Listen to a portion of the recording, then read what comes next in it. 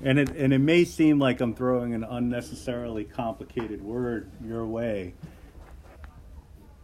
just for the hell of it, but this is really the same as saying tangent line.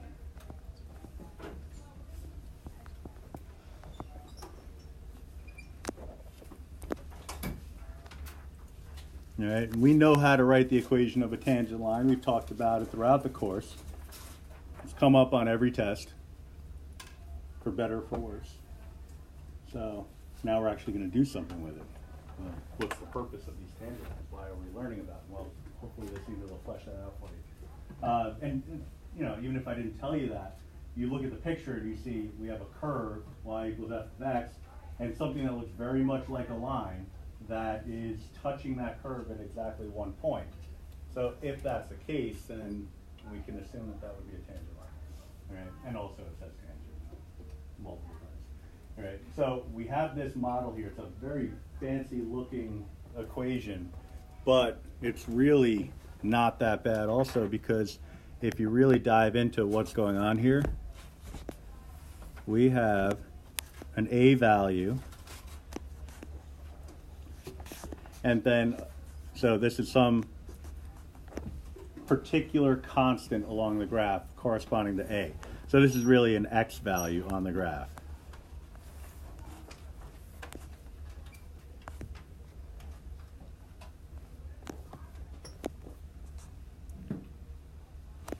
All right, f of a, whenever you evaluate a function for a particular value, you're finding the y value that goes along with that. So this is the y value at the given a.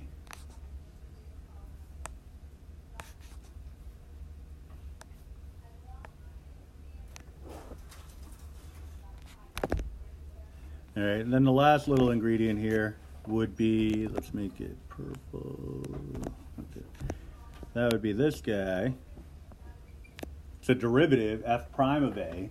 That's going to be the slope at a.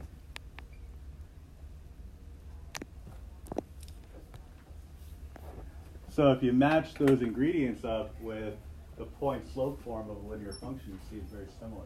You know, it's a little out of whack.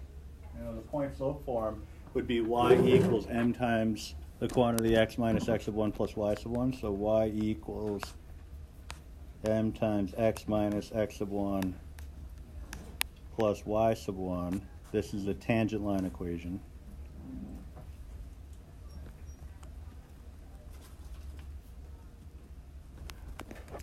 I mean, it's a line equation. We just use it to find the equation of a tangent in this course. And you can see that's the same ingredients. We have an x value, a y value that goes along with that x value, and a slope. Right? So this really is the same model. All right? So the skills necessary to come up with this L of x equation, for some reason it's L of x now instead of y, the skills necessary, they're nothing new. So that's good news. The L just stands for linearization. Right. The rationale behind linearization has to do with really computer science more than anything else. Because if you were to write a program, and how often are you going to do that? I don't know. We did a little bit of it in this class with the calculator, but actually real programming, there is no function for derivative. You know, so you can't just say input an x value, input a y value. Now, do calculus. You can't. The program software is not going to understand that. But what it will understand is simple arithmetic: addition, subtraction, multiplication, division. Programming also has trouble with radicals, powers, and things like that. But it can think in terms of the four basic operations.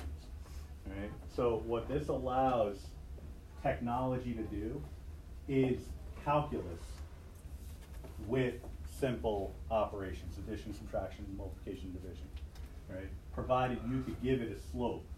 If you can give it the slope and some coordinates to work with, then it can take it from there. And in fact, that's where things like your math 8 on your calculator, intersection functions, zero function on your calculator, it's all rooted in this idea. Right, because your calculator doesn't understand symbolic notation, but somehow it can give you a derivative at a point. what it's actually doing is following this idea. It's coming up with a linearization model and giving you a very, very good approximation of the solution. Right? It's not actually doing the algebra behind the scenes. So when you say find the derivative of y equals x squared at 2, it doesn't use the power rule and then plug the 2 in later on. It actually comes up with a very good approximation of the derivative and then plugs in the 2. Right? Because again, all it can understand is addition, subtraction, multiplication, and division. Right? And that's basically all technology. That's why when you go to Wolfram Alpha to do your math homework for you, anybody know about that, Wolfram Alpha? No? Oh. Well, okay, well, we're all honorable people, so that's great. But if you go to Wolfram Alpha, you could type in pretty much any question and it'll spit out the answer. And if you pay a little bit more, it'll tell you all the work that goes along with it, and graphs and things like that. But when it does the calculations, it does a little spinning, the little pinwheel thing, because it's running the numbers behind the scenes, but it's still not doing algebra. It's not applying the product quotient chain rule or anything like that. It's not looking up its index cards to remember the rule for inverse trig derivatives. It's doing something like this. And then coming up with models that correspond to the numbers, the data, the raw data that comes back. All right, so it's all rooted in this idea. All right. So you want to have a sense of how your calculator might find something like the cube root of a particular number. Like, how does it spit out these values? This technique will actually get us going in that direction. All right. So we have a model, and all we're really asked to do is find the equation of the tangent line. All right. So how hard can that be? Well, it could be immensely difficult if you're given a challenging function. But if you're given f of x equals the cube root of x, which I'll write as x to the 1/3,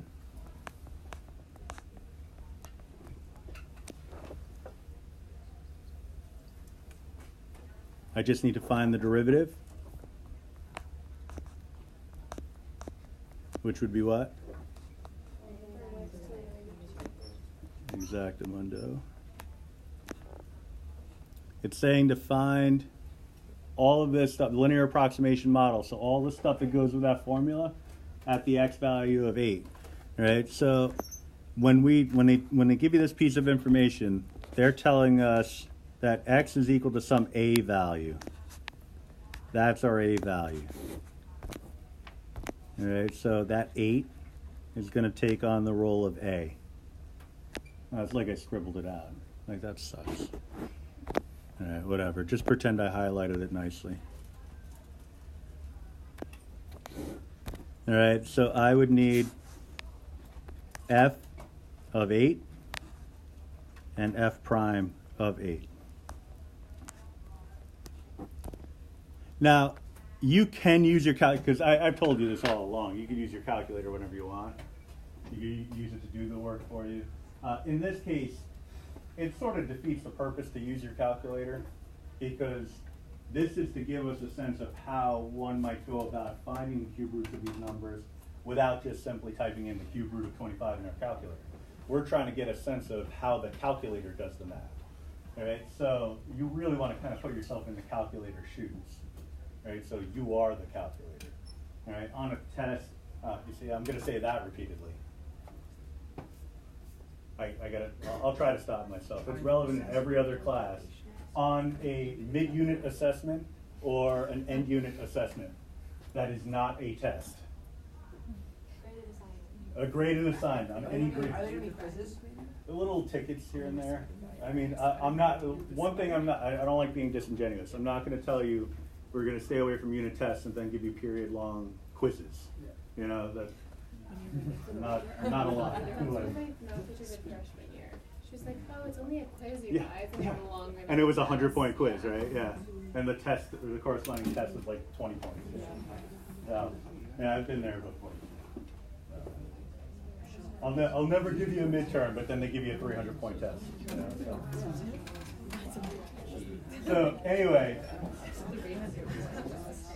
the idea behind this, so when I'm looking for the cube root of 8.05, the cube root of 25, what I want to do, unless they, in this case, they gave me the x value of 8, I want to choose a convenient value as a that's very close to the number that they're asking me about. All right, so in this case, they gave it to us. They told us that x is equal to 8, so the a value is equal to 8. Right? But if they just told me to find the cube root of 8.05, I would be looking for the nearest perfect cube to 8.05, which would be 8. Right? That's why 8 was selected here. If I had a choice, when I'm looking for the cube root of 25, I would be looking for the nearest perfect cube to 25, which would be what? 27, yeah. So that's kind of the idea behind it. But anyway, the cube root of 8 is what? 2.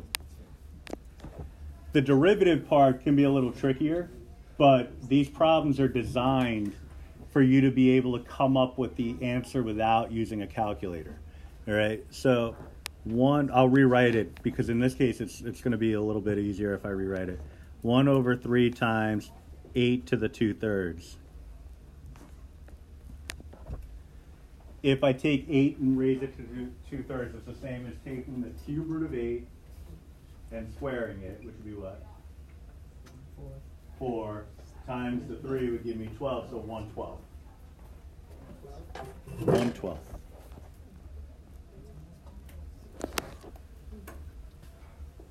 All right, so back to our formula, the L of x formula. You may look at that and say, or at least have the same thought that I had. Do I need to know this if I already know that? If I know that linearization is just finding the tangent line at a point, do I need to use this notation? Absolutely not. Right? So this is textbooky. When you're sitting in a calc class next year, your teacher might say you have to use this. But if you know that this is equivalent to this, I value that knowledge. So go for this. I mean, if call it L of x if that makes sense to you, but y is fine for me. Y is always fine. Y and f of g of h of x, whatever, it's always interchangeable. All right. So if you want to use this model or that model, it makes no difference. Anyway, we have everything we need to come up with a linearization model. I'll write it both ways. If I'm using L of x, it would be f of a, which is 2, plus 1/12 times x minus the a value, which is 8. If I was going with classic tangent line notation, it would be y equals 1/12 x minus 8 plus 2. And as you can see, it's the same equation, just commutative property of work. All right, so that's our linearization model. Now we want to approximate the values of 8.05 and the cube root of 8.05, and then also the cube root of 25. So I'll use the y one. If they didn't give us 8 as the a value, would you use 8.05 or 25 as the cube that you work with? If they didn't give us the 8 for the first one, for the 8.05, I would use 8. Okay. And then I would do the whole thing again using 27.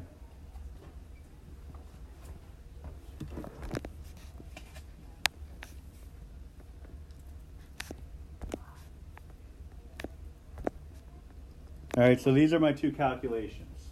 Wait, what is the cube root of it? These linear models represent the cube root function instead of actually using the cube root function. Oh, Because you got to be asking yourself in all cases, what's going to be easier to work with? A complex polynomial function, cube root function, trig function, log function, or a nice linear function?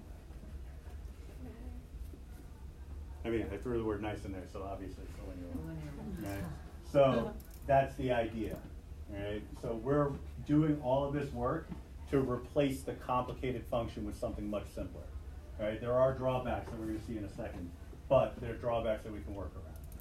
So if I plug in 8.05 in for x here, what do I get? Just for the binomial. 0.05. All right. Now I'm going to go with fraction form, just because it's going to be easier to work with. 0.05 is equivalent to what fraction? 1/20th. Oh, Oh, 5. So 1/20th times 1/12 would be 1 over what? 1 over 240. 1 over 240. So 2 plus 1 over 240 would be 2 and 1 2/40th. All right. So that would be an approximation of the cube root of 8.05.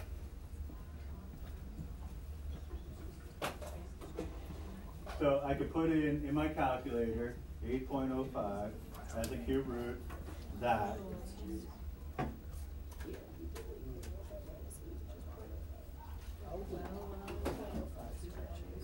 Not bad, right?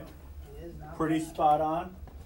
I mean, it loses it after a little while, but if you think about it, when you use the intersect function on your calculator or numerical derivatives, Wow. sometimes it would give you like 2.99999 when it should give you 3, right? Instead of saying, I don't know, like E, which would be 2.718, they'll give you 2.717924. It's very close, but not quite. It's because it's using linearization, and so it creates a little bit of error, but not enough error for you to lose sight of what the true value is. All right, so we got very close, very, very close. Like 1/10,000th off. 1/100,000th off. So not bad. But that's because 8.05 is very close to 8. But 25 is nowhere near 8. Right? So if I put in a 25 here, I'm going to get 17/12ths, right? That's 1 and 5/12ths. So this would be like 3 and 5/12ths.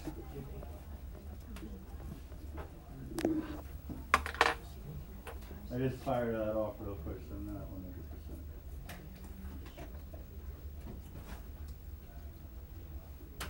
25 minus 8 is 17. 17/12ths. So the ones with 5 left over? So 1 and 5/12? I think it's right. Okay,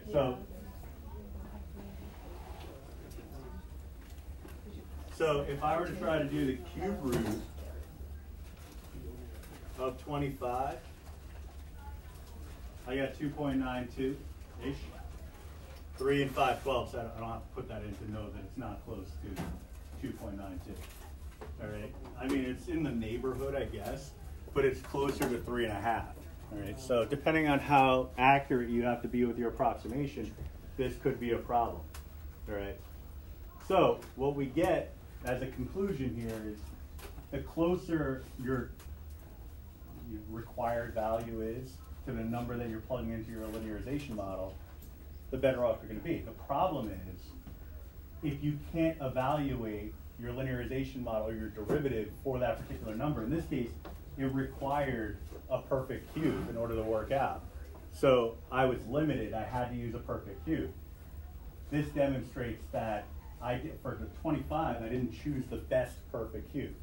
So if I did this whole process again with 27, and then ran the numbers again for 25, I would get a much, much closer approximation. All right? And that's illustrated, I think, very nicely by the graph, because you don't need a proof to tell you that near A, you have a little interval around A where your approximations are going to be pretty not bad. It's pretty spot on. But as you move further and further away from A, you can see that there's a pretty large disparity between the red curve and the blue line. All right? So that's for a cube root function, which differentiation-wise, taking the derivative, it's not too bad. Trig functions, they can get out of hand pretty quickly. So here it's saying find the sine of pi over 4. Now we know that sine of pi over 4 should be equal to root 2 over 2. But just like the calculator can't do, or it can't handle symbolic notation for power rule, quotient rule, and things like that, it also doesn't do trig the same way you might think. Right? So the calculator doesn't know unit circle. That's why when you type in the sine of 30 degrees, it gives you 0.5 rather than 1/2. If you type in the sine of 45 degrees, it gives you 0.7071 rather than, radical 2 over 2. All right? So it's actually using an approximation technique, and this is the root of it. The good news is, the unit circle, if you know it, at least the angles around the unit circle, you can identify convenient values close to whatever the number is that you're asked to approximate. Right, so here I'm looking for pi over 4. So 0, that's a convenient value. I mean, they're telling us a convenient value. You might choose something different. I might go with pi over 6 because pi over 6 gives me a clean number. All right? But just because it gives you a clean number for sine doesn't mean it's going to give you a clean number for cosine. Pi over 6 for sine is 1/2. Pi over 6 for cosine is √3/2. If you want to avoid radicals, you want to stay on your quadrantals. All right? So the x-axis, y-axis. Because for sine or cosine, it's either 0 or 1. If you get anywhere away from the x or y axis, now you start getting into those radicals. Just because it's clean for one doesn't mean it's going to be clean for the other.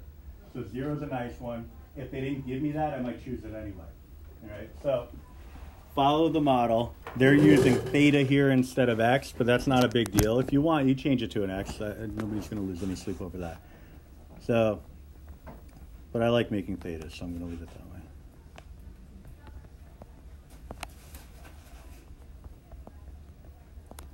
All right, derivative of sine is? Cosine. So I need f of 0 and f prime of 0. Sine of 0 is what? What's the y value at 0 radians? 0.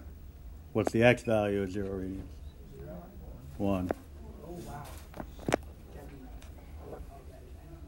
All right, I'm going to assume that people probably like the y better than the L of x. That's fine with me, but I'm going to write the y. So slope 1, x minus the a value, plus the f of a value. So y equals x.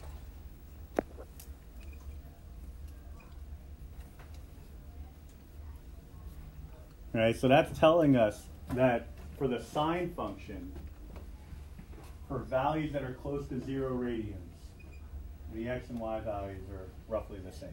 Once you start getting away from that, they start changing.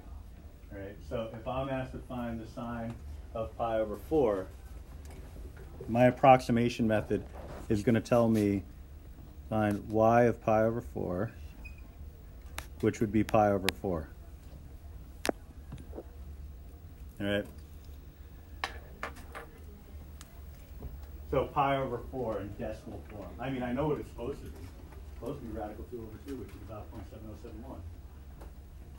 I type it in, sine. Okay. All right, so just the pi over 4. It's in the same neighborhood. All right, but pi over 4 is fairly distant away from 0, right? If I were asked to find something like, maybe it wasn't pi over 4, maybe it was the oft-used pi over 12. Not really, it's not. Let's say it was, instead of pi over 4, it's pi over 12. I would get that number. Closer, right? Maybe it's pi over 144. That's a number that should be pretty close to 0. I get that.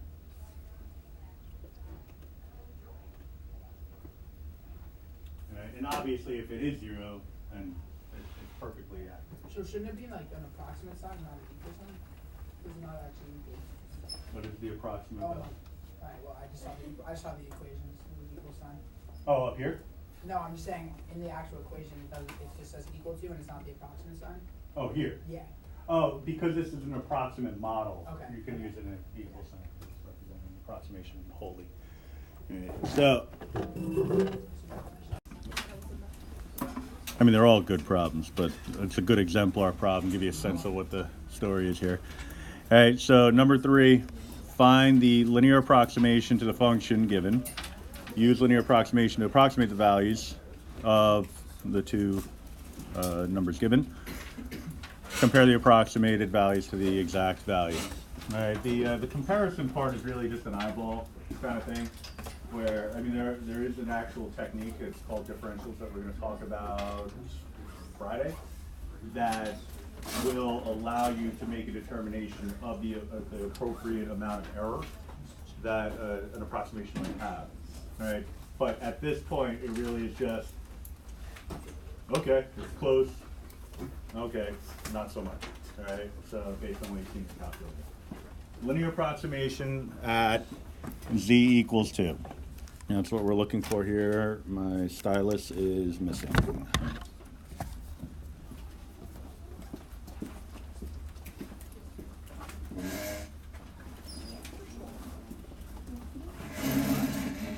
Backup stylus. Backup stylus.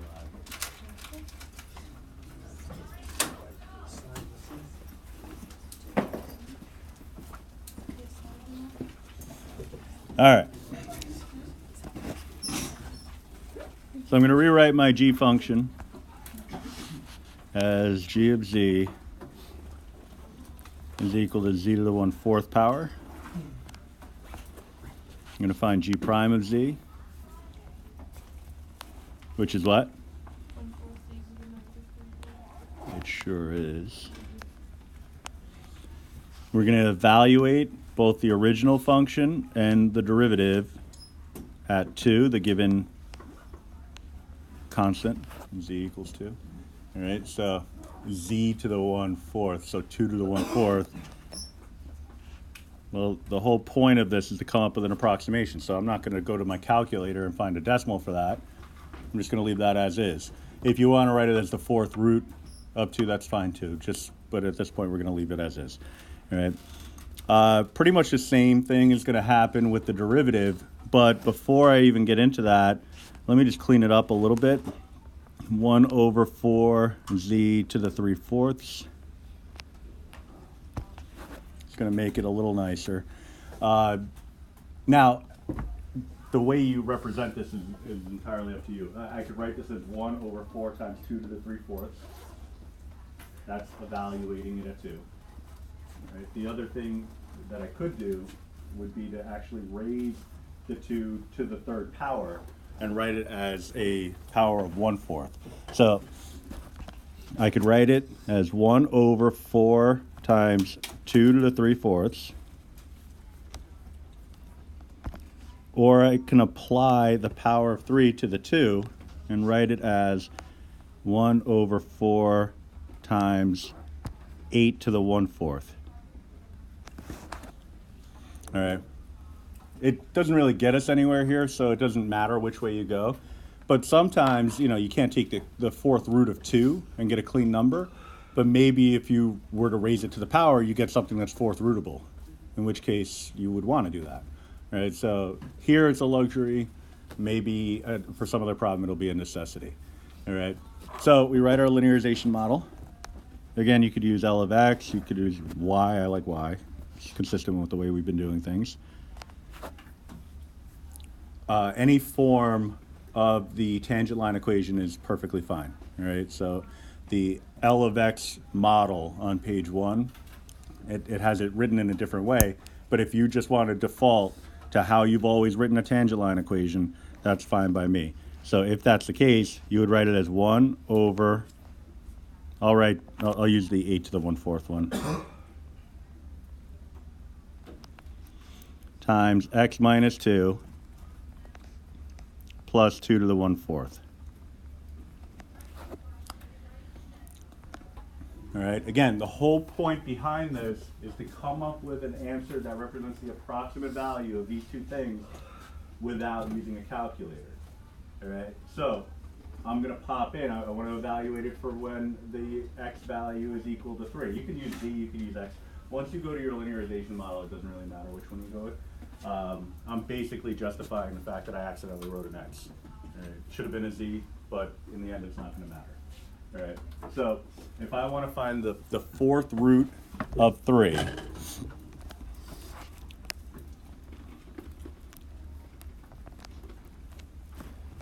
I'm evaluating my linearization model for when the x value is equal to 3. So that's going to give me 1 over 4 times 8 to the 1/4 plus 2 to the 1/4.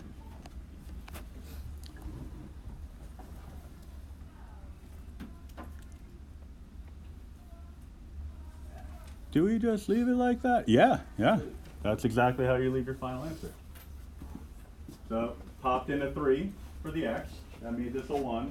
So it basically collapsed out the binomial part of it. Wait, put 3 in for the x? Yeah. Wait, where does that, how did that change to? 3 minus 2 is 1. Yeah. 1 times this would be this. Oh. All right. And so when I'm looking for the 4th root of 10, finding y of 10,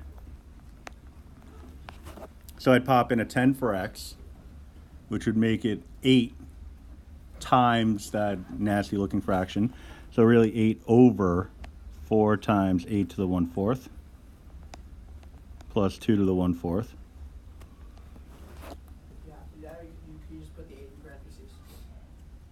Oh, you can put the 8 in parentheses. Yeah, that's fine.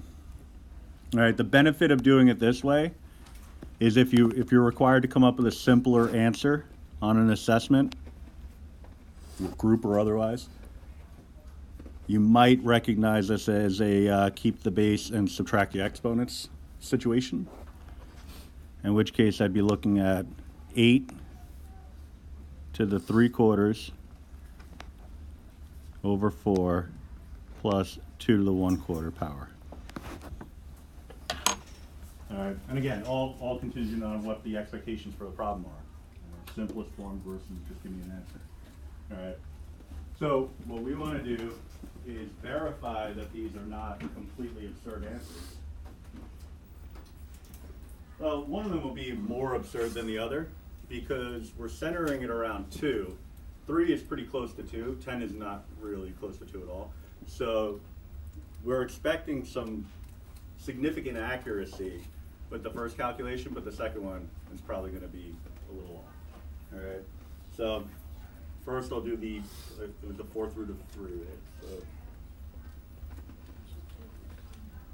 I'll just do 3 to the 1/4 power.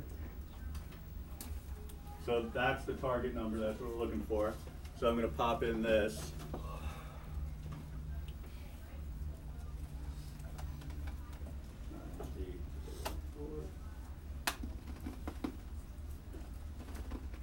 Plus 2 to the 1/4. All right, moment of truth. Not too bad. Pretty close. All right, now if it were like instead of the 4th root of 3, if it were the 4th root of 3.1 or something like that, you'd expect something even more accurate. All right, so this would be the same calculation except with an 8 on top. So actually going with the simplified form would kind of work against us because all I have to do is a little second enter, change my 1 to an 8, run the calculation again. And then that should be somewhere at least in the neighborhood of 10 to the 1/4 power. Right? I mean, it's in the neighborhood, but it's not a really good estimator of 10 to the 1/4 power. So again, the common theme for all of these problems is the closer your required value, whatever it is you're looking to approximate, the closer it is to the value that you're centering around, the better off you're going to be in terms of accuracy.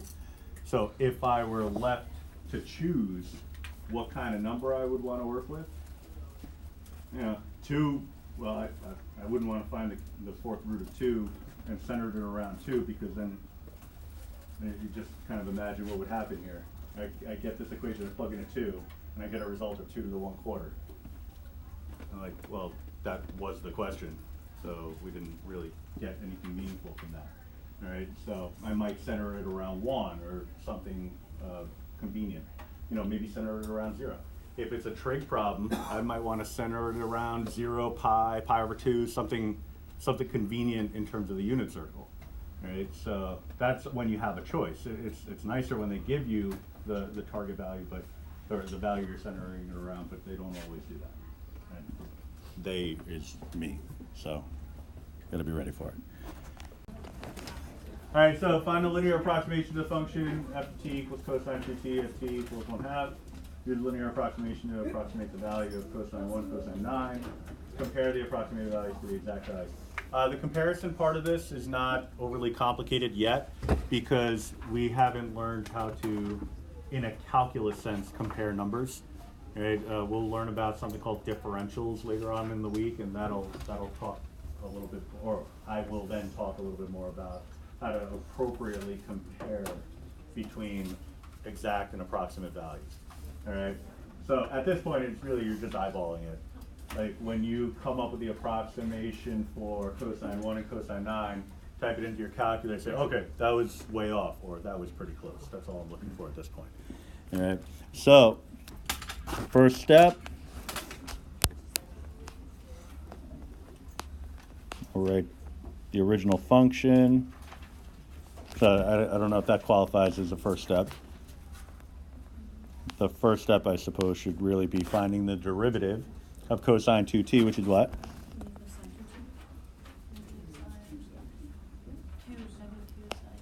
Sine 2t. All right. So then I want to evaluate both the original function and my derivative for the given t value. They told us 1/2. Now, it's possible you might be in a situation where they don't give you a particular number. If that's the case, you want to choose something that's convenient to the problem. You know, maybe something that's trig, something in terms of pi. Not required, but sometimes useful. Mostly useful, anyway. So f of 1/2 would be the cosine of 1. All right, just pop it in a 1/2 for t. 1/2 times 2 is 1. And then f prime of 1/2 would be -2 times the sine of 1. All right, the whole point behind this is to come up with an expression that will approximate the values of cosine of 1 and cosine of 9. So if at this point your inclination is to just type this into your calculator and get a decimal, you got to fight that urge. Right? That's not the point of this. The point of this is to come up with an expression that'll look like an exact answer that can be used to approximate the true value of cosine 1, cosine 9. All right? And we do that by writing the tangent equation. Whether you use x's or t's, it really doesn't make a difference to me, as long as you use the appropriate approach. So, and I only bring this up because in the last problem, I accidentally wrote an x and it was like, all right, cool, just continue along. You know, and it also is something that I would not be looking to take off for on an assessment. All right, so if you magically went from t to x, that's not a problem for me. The only issue would be, I guess, if you went from one variable in a problem to another variable that's also in the problem. Like if t somehow became a y, that would be an issue, but I can't see how that would be the case. All right, so -2 times the sine of 1, that's my slope, times t minus, well, it's the given value, 1/2. Close it up in black, that's what I want to do. And then plus cosine of 1.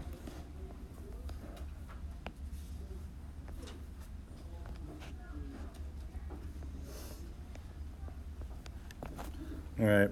You could use, on page 1, you have that L of x linearization model, but again, we know that that's just the same as writing the tangent line equation, so just write the tangent line equation. So cosine 1, cosine 9 is what I'm looking for. So let's start off with cosine 1. Oh, it's glitching. Actually, I'm kind of surprised that I missed this. So cosine of 1 is what they're asking us to find, but the original function, in order to get a cosine of 1, you would have to plug in a 1/2 here, right? So that would make, so let me just make a little notation here. T has to be equal to 1/2. All right, and that's because in your original function, what was it, f of t? equals cosine of 2t. In order for this guy here to become a 1, this would have to be a 1/2, all right? So that's the weird part, and it'll work in a second. That's the part that'll justify why I'm doing this. But it's telling us that the t value of 1/2 has to get plugged into our linearization model, all right? So y of 1/2, I'll go over it again in a second. It'll make a lot more sense the second time around. If I plug a 1/2 in here for t, what do I get as a result? 1. Close. 0. Cosine of 1. Oh, yeah. That's what I meant. Sorry. That's what I I meant figured. in the parentheses, yes. Right. Oh, Because yeah, this is going to times zero zero. out, right? Okay. So now I also need to figure out the cosine of 9. That's what they're asking me for. Now, based on the original function, if I'm looking for cosine of 9, the t value would have to be what? 18. Oh, wait. Well, that would make it 36 inside the parentheses. Oh, 4.5. 4.5. 4.5, but we'll write it as a fraction 9/2. So I'm looking for y of 9/2. Red is how I want to do that. So we have to do this every time? It depends on the situation. Because in this case, because there's a coefficient in front of the t, yes. If there was no coefficient in front of the t, you wouldn't have to worry about that. So like in number 3 where it's like 4th root of z. Then you wouldn't have to make any adjustment. Because it's just the z inside. If it were the 4th root of 3z, Okay. So then only if there's a coefficient. only if there's a coefficient or addition, subtraction, some sort of operation. But exponents don't count? Exponents won't count because that's part of the function itself. Okay. Because So it's what just is a variable the root. function in the function? Exactly. The inner function, like chain, very much like chain rule. So if I put in a 9/2 here, 9/2 minus 1/2 is 8/2, which is 4.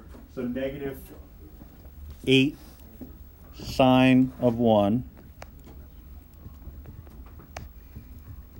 plus cosine of 1. All right, that would be our approximation for the cosine of 9, based on our linear model. All right. So what we get from this is, well, the first one was absolutely no help, because it's telling us that we can approximate the cosine of 1 if we only knew what the cosine of 1 was. That would be like, okay, so what's the square root of 2? It's the square root of 2, or 2 to the 1/2 power. You know, you're not advancing the cause. Here, when we're looking at the cosine of 9, now we have something a little bit better. It's not perfect, but it's relying on prior knowledge. So if I knew what the cosine of 1 was, then I can somehow piece together an approximation from this. All right. So anyway, cosine of 9 on our calculator. Just pop that in right quick. Would be man. And then negative 8 sine of 1. I'm not expecting it to be exactly the same, because 1 isn't very close to 1. I'm sorry, 9/2 isn't very close to 1/2. So it should be in the right neighborhood, but not quite. Yeah, so it's significantly off. It's not even in the right neighborhood. And actually, if you look at the graph, let me pop in a 9/2 here.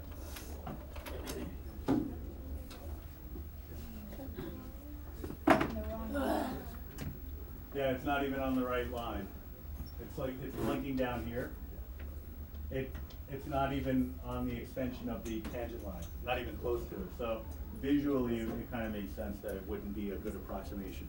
Right? But if you tried something like, I don't know, like instead of 1/2, maybe 3/5, 3/4 or something like that, you get a truer approximation. All right.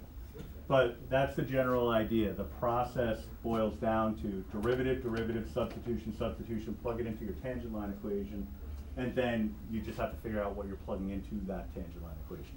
All right, so that part I think is the only tricky part of this. Let's do another one. I like this stuff. I think I don't think it's unfair for me to say that I probably like this a whole lot more than you guys do, but if I tell you that there won't be a unit test related to this, then maybe you start liking it a little bit more. Although, that being said, maybe this is a good time to talk about it. Anyway, so I have to approximate e to the 0.1 power. Now, they didn't give me a function, so that looks like it's impossible because they didn't give me any of the ingredients that I need here. However, I could piece together the function. Eventually, I need e to the 0.1, but let's start off with e to the x. You can choose a value to center this around. All right. In the last problem, they told us t equals 1/2. Other problems, it's a different value. Here we have choice. I can choose whatever value that I want for x to center this function around my tangent line. What is the most convenient number that I could put in for x? Okay. What is the most convenient number that I could put in for x? 0. All right, 1's not bad. All right, e to the first is e. It gives you a simple calculation, but anything to the 0th power, that's nice. Right? Exactly. So, derivative. Oh, crikey. Glitch. Crikey. E to the x has a derivative of what? E to the x. So I need f of 0 and f prime of 0. In both cases, I'm going to get 1. So I'll write my tangent line equation. Y equals slope times x minus 0 plus constant. Clean it up. Not because you have to, but because you want to. All right, it'll make your life a little bit easier. Very simple function to work with. Simpler than e to the x power. So I have no hope whatsoever of figuring out what e to the 0.1 is without a calculator. Until I do something like this. All right, because now I can substitute the 0.1 into this linear function and get that.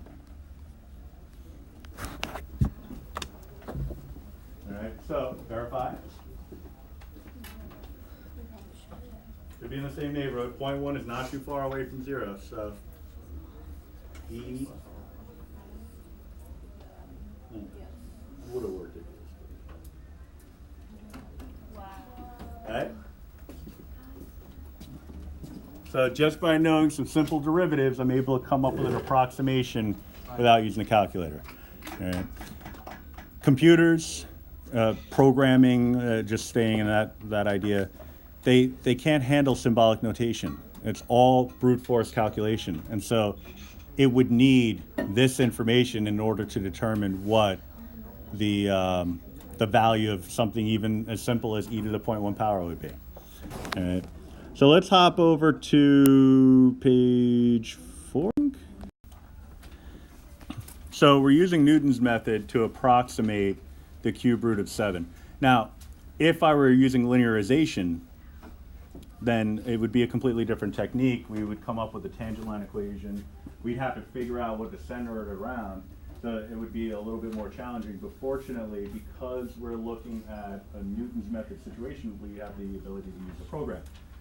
The big concern that comes up with a problem like this is, well, what am I putting into Newton's method? Is it as simple as just putting in the cube root of 8? No, cube root of 7, sorry. No. So we got to do something else. What we need is a function that when we solve that function, the result would be the cube root of 7. All right. So let's work backwards. It's telling us that, if x marks the spot, x would be equal to cube root of 7. That's a function, all right? But Newton's method will find the roots of a function. So that would be the function when set equal to 0. One way to do that would be to just subtract the cube root of 7 from both sides, but that's going to make it a little funky. A better way would be to cube both sides to get rid of that root. and then move the 7 over. So we're looking at x cubed minus 7 equals 0. All right, so our f of x would be the x cubed minus 7. All right, whenever you're using Newton's method, I mean, it's all calculator work. I'm not going to ask you to do anything related to this by hand, but I do need some information from you. Because you could say, I did it with Newton's method, when in reality all you did was you found the cube root of 7 and just wrote that down as your answer. So that would be not good. So how do you justify your work? Well, they ask you for some things when you use Newton's method, so program Newton. First thing they ask you for is a function. Well, you would write, you know, on an assessment, you would write down a function for me, x cubed minus 7. Then the initial guess. So you're going to tell me what your initial guess is. And it's going to be different from person to person. 4? Okay. Initial guess. We're going with 4. Okay. You can go with anything you want, as long as it's not a value that makes the function undefined. So we're going with 4, so hit enter. That's my first iteration. All right, I'm going to hit enter again. My second iteration, third, fourth, fifth, sixth, seventh. Okay, so now we have repetition. It's going to say done when I hit enter again. Actually, we've had, oh no, I thought we had repetition. We've had, so first, second, third, fourth, fifth. It's on the 6th iteration that we have our solution, because after that we have repeated on. All right, so initial guess of 4 with 6 iterations.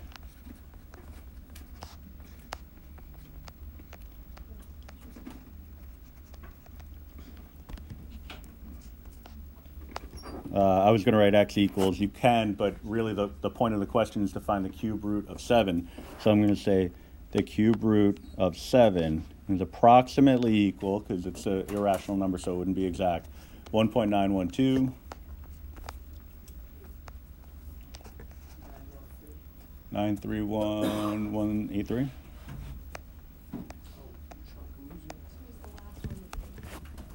doesn't say not in the third. You just write all the numbers down. Correct. Sometimes they'll ask us to do it with a certain degree of accuracy. In this case, it doesn't. If it did, like let's say for example, it said accurate to the nearest 1,000. All right, so that's 3 decimal places.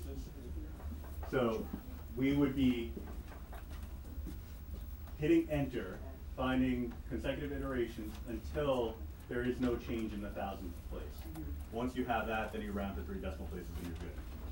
So I know you can pick any number to guess, but like, would you generally do like a smaller number, like 10 or not? Yeah, I mean, usually, or I would say in most cases, there's some where you would have no idea what the answer would be near, but in most cases you'll have at least a sense. So you choose a value that you know is near the number. Like for example, in this case, all right, I don't know the cube root of 7, but I do know the cube root of 8 is 2. Right. So I'd be like, all right, well maybe I'll start with 2 because it's got to be pretty close to that. Yeah. You know, so, but yeah, small is okay, but. The nearest is- Now, if you had something like the cube root of 813 million, then obviously smaller would not be better, but you would know that based on the nature of the problem. So that's a pretty good strategy. Right. So if this question said correct to the nearest 100th place, once I got to a point where there's no change in the second decimal, I would stop. I wouldn't have to keep hitting enter over and over again.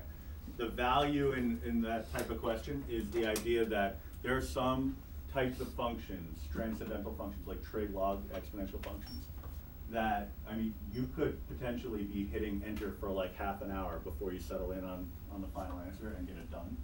And some of them actually never converge fully on a particular number, so you'll never get the done, but you'll see very clearly that it's pretty close to 1.91, for example, and so at that point you would stop.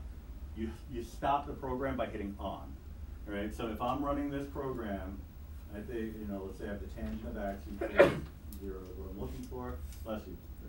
Start off with a pi, hit enter, and I realize, well, that's hilarious. Whoa. Did you just get it? It's gone. I don't know what's going on. It's like still loading. Huh. A little local. Yeah, I know, but like,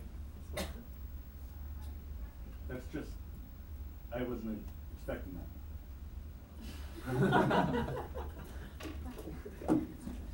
Nice.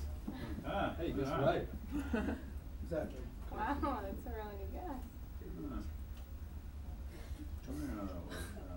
Ah. I mean, the issue that I'm running into here is the fact that it's not correct. I mean, tangent of pi is not pi. Okay, so let me, how about we do something rational?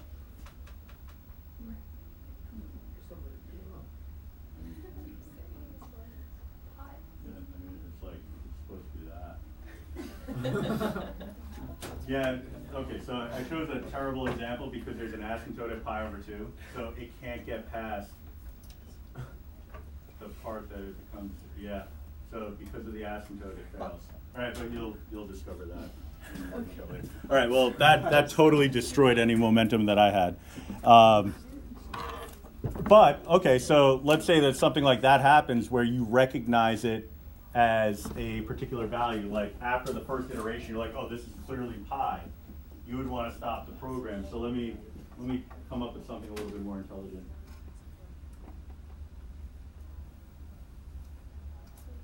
Let me just do x squared. Oh, jeez. That's not a power of 2. Whatever. Okay, so, but it'll still have the same root. Let me try 10 as my initial guess. Fail. Okay, well, I want to get out of this, all right? I've realized I have the answer. I don't need to go any further. How do I stop a program? You stop it by hitting on, and it'll break the program, at which point you hit quit.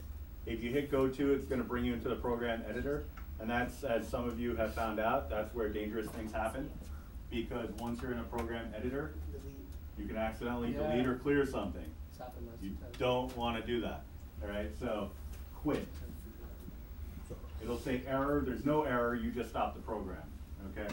So on is how you interrupt the program if you're ever going to do it again, all right?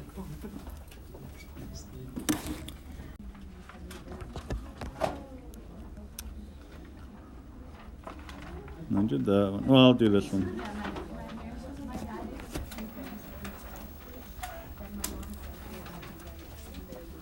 All right, so for 4a, we didn't do 4a, did we?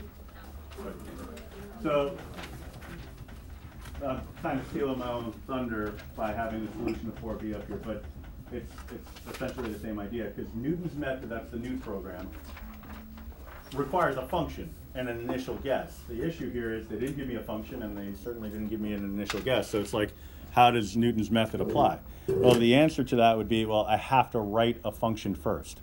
All right, so what we're looking for, because again, Newton's method gives us the solution for the zeros of a function, all right, so the x-intercepts. So this is the x-intercept of some function. We write x-intercepts in the form of x equals, so x equals the square root of 7. All right, Newton's method understands the program, the formula, whatever method you use, understands equations set equal to 0. So one thing I could do would be to subtract the rad 7 from both sides and get it in the appropriate form. But I don't want to do that just yet because it has a radical in it, and that's kind of the problem. So let's square both sides to get rid of that radical. You can see in the solution number, or part B, that it was a cube root, so we cube both sides. All right, so that kind of hopefully should clarify some things. So you get x squared equals 7.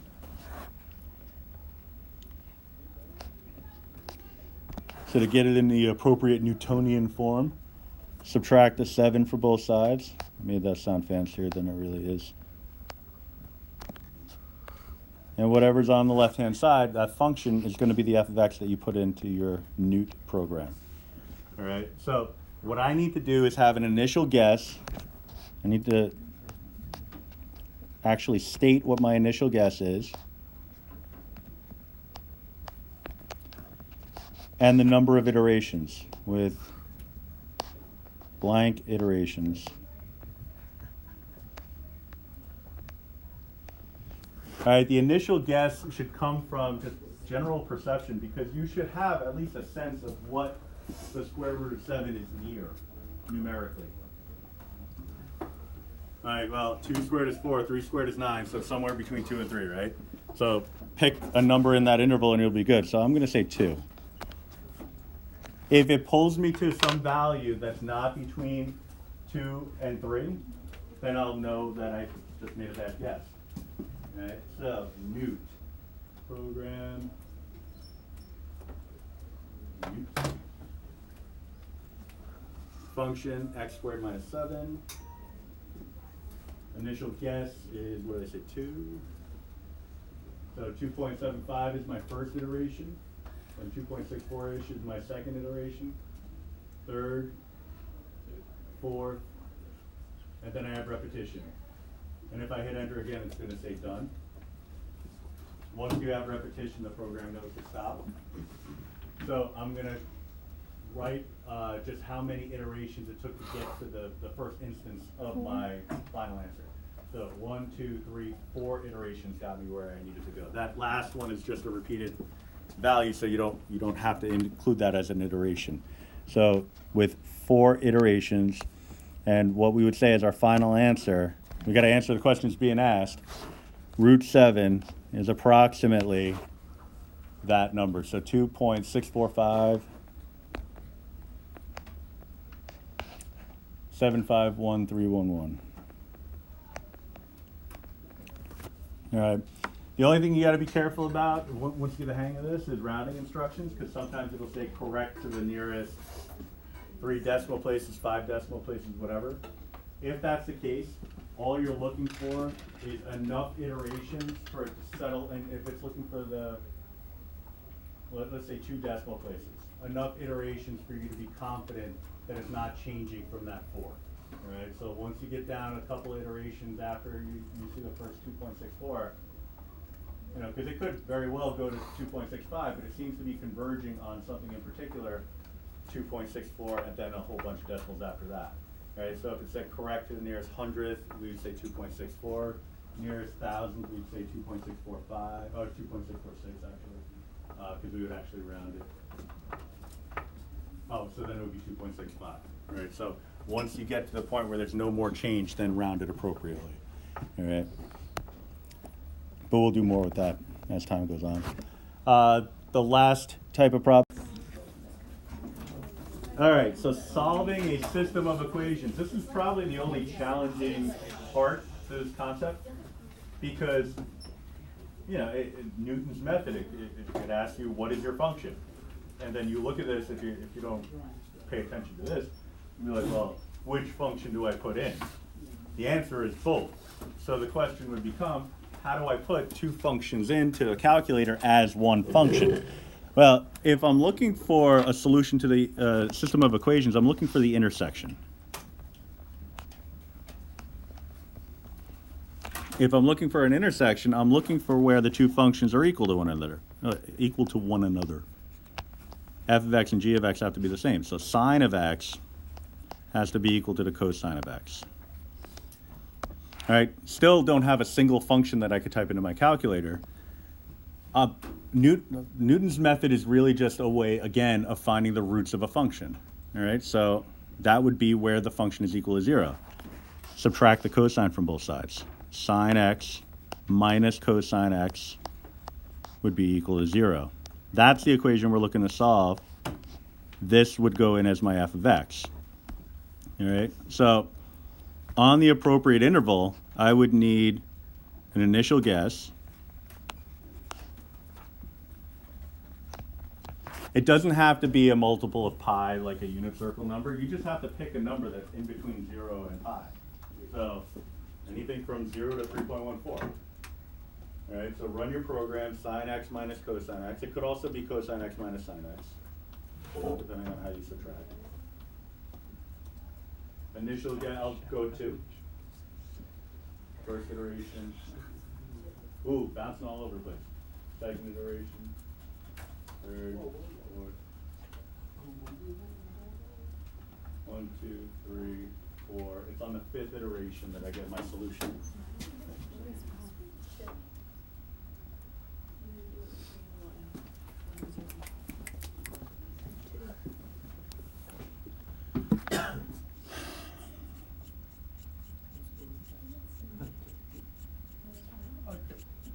Which is obviously not in between 0 and pi.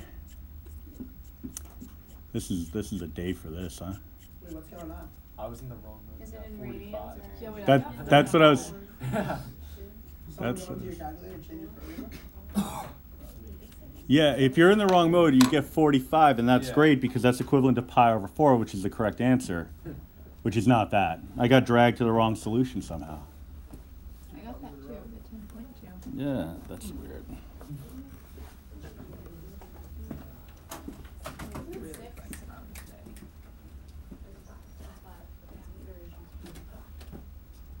Well, let's try it. It's the fourth iteration. But yeah, and you have Why is 45. it not? It should be powered. It should be pi over 4. I'm in radian Oh, mode. right. I'm in degree mode and I got 45. Yeah. So that's good. So you're fine. Yeah, so I put in pi over 6 and I get the right solution. Why did 2? Oh, that's terrible. Yep, that's why I gave it to you. Yeah. No, that's not right. That should also be a solution. It dragged us way past that. The next closest solution should have been 3.926.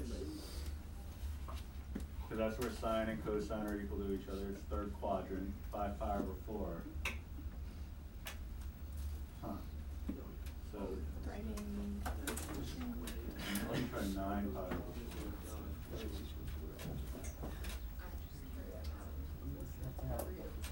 13 pi over 4. Yeah, it gave us 13 pi over 4 for some reason. All right, well, that's a possibility, and it happens from time to time. Language.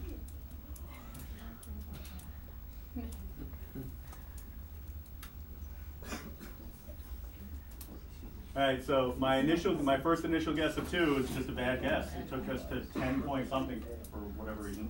So I'll choose something smaller. All right, so try 1. The nearest solution to 1 is the correct solution, which is pi over 4.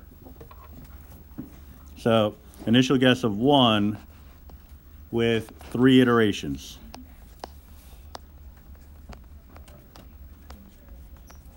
All right, you don't include the last one because that's just a repeated value. That's how the program knows to stop. All right, so x would be approximately 0.785 and so on. Why do you have to write the number of your iterations it takes? Because you could be using some other function on your calculator and lying about using Newton's method on an assessment. So I need some evidence that you actually use a correct approach. What other ways are to get that? Intersect function, general knowledge of trig using the unit circle, like a bunch of different ways. What is the initial guess mean? Like, what am I supposed to be guessing? Yeah, what you think the solution is near.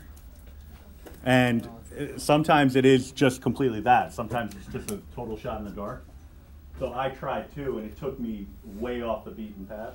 So I got to a 10.2, which is not the right answer because it's not between 0 and pi. So I had to choose something that would give me an answer between 0 and pi. If you messed up your guess on a test like that, you did all the stuff right and you guessed a number that got you a wrong solution, like what type of point loss? Like a point. Yeah, nothing crazy.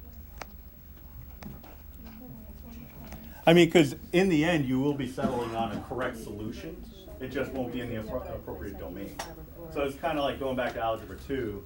If you solved the trig equation and the answer was pi over 2 and 3 pi over 2, and you didn't put the 3 pi over 2, it was probably a 1-point deduction. Unless it was a multiple choice question, in which case you got destroyed on it.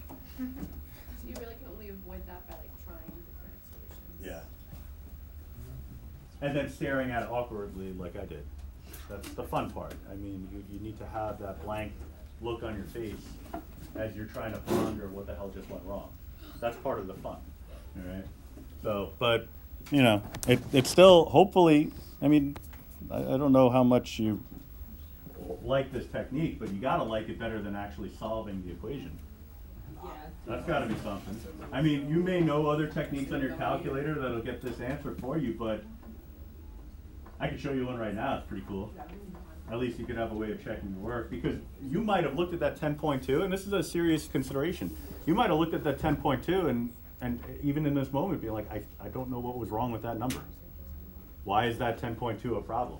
You know, if that's the case, then you definitely need another method. So the other approach would be, and you could work with either the original functions as they were given or our modified function. If you're working with the original function, sine x goes in as y1, cosine x goes in as y2. Your window, 0 to pi for x min and x max. For y min and y max, do whatever you think is reasonable. If you happen to know that the amplitudes of sine and cosine are both -1 and 1, so you would know your y min and y max. But I don't like doing that because I don't like the calculator to do the work for me. So I'll hit clear on y min and hit zoom 0. Zoom fit the y min. So it'll give me my two functions graph. And all I need to do is figure out where they cross, because solving a system is the same as finding the intersection of two functions. All right, so this is right back to like algebra 1, this skill. All right, so second trace, intersect. Go to the intersection and hit enter, enter, enter. So at least you'll have a sense of what the correct answer is before you start the iterative process. Also, it's a little way to sort of legally cheat, because if you know what the answer is, you'll have a pretty good idea what your initial guess should be, right? So, I mean, I'll look at your paper and say, wow, that was very insightful and intuitive that you started off with an initial guess of 0.75. Like that, and you got it after like 1 to 2 iterations. Like, wow, you're really spot on, you really know your stuff. Meanwhile, you just did the intersection function on your calculator. But you fooled me, and that's all that matters. So that's a life skill. You don't actually have to be intelligent as long as you can fool people into thinking that you are. Why don't we just start off with the intersection thing? Because it seems like that would get us to where we're supposed to be faster. No calculus there. Calculus. That's the It's issue. like the Oh, end and is the same. And you did start off with that 4 years ago, 4.5 years ago. But if So- you get the same end result, right? Well, yeah. My point is, I'm just showing you something that you should have known all along. Okay. Yeah, so that's the reality. All right. Yeah. So anyway, that's probably the trickiest aspect of it, where you can kind of fall into a rut if your initial guess is bad. But now I just showed you a way to come up with an initial guess that's not bad. We cool Brian you did that because I'm getting this. Ooh. Yeah, I get a weird graph too. Mine's like a You want to be in 5. radian mode. Oh, okay, cool. Yeah. Now when you do the zoom fitting, it's gonna work. Are we supposed to know that like 0.785, like all of that equals pi over 4? No, because we're going with approximate values, so you just give me the decimal and that's fine. What you do need to know is that that's the correct answer based on the domain that was given. Okay. Or a correct answer. What to go over is the system of equations situation. because Newton's method only allows you to put in one function at a time. So the first concern or question might be, all right, well, there's two functions here. So how could I possibly use Newton's method? Well, the answer is to take the two functions and make them into one function. Since we're looking for the intersection between these two equations, we'd really just be looking for where the first equation is equal to the other.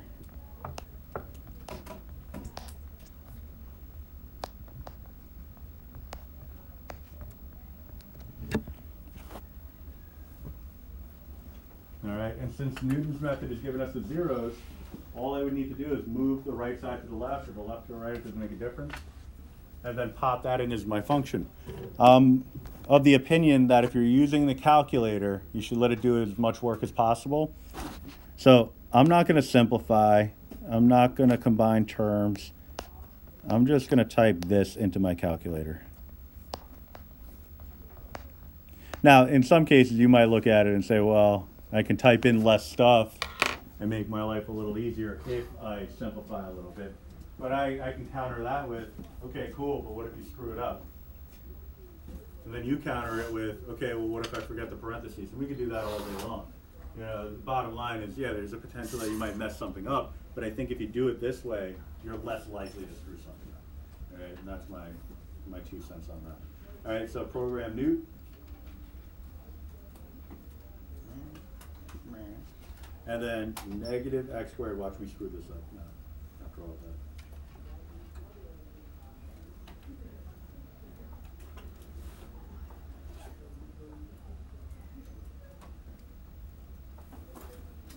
Oh, almost did. One thing I don't like, well, one of the many things I don't like about this calculator is that for some reason it doesn't understand the math print function in the program, like the editor and actually using the program, so it gives us that stupid caret symbol. So just be careful with parentheses, because if you have something like e to the x plus 2 power, you need to have the x plus 2 in parentheses, otherwise you're going to get the wrong answer. I think I typed it in correctly. Now for this, I have absolutely no idea where the intersection might be. All right, so I'm going to put an initial guess, but it's going to be truly that. At least until I show you how to make it not a complete shot in the dark with blank iterations. 5. I don't know. Try 5. All right. Okay. It didn't say error, so I'm feeling pretty good about it. 5 iterations so far. 6, 7, 8, 9, 10. It's on the 10th one that I get my answer. And, you know, there is a penalty. It's a small penalty, but there is a penalty for making, initial guess was 5 with 10 iterations. A small penalty for making a bad guess would be that you have to do more iterations. Not too crazy of a penalty because all you're doing is hitting enter, but imagine having to do this by hand. You know, if you had to do it by hand and you made a bad guess, you'd spend the rest of the marking period trying to figure out the answer, and that would be terrible.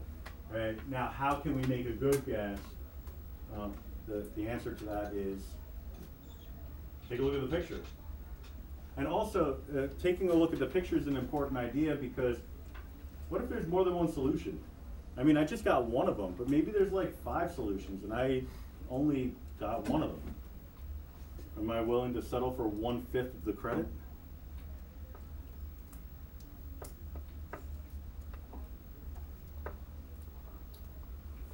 Oh, -4.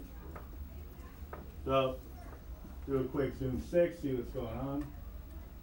You can go to the table if you're concerned about the values, but here I'm pretty confident that there's only one solution just based on the nature of the graph. But also, it gives me a sense of where the solution is. It looks like it's hovering around 2.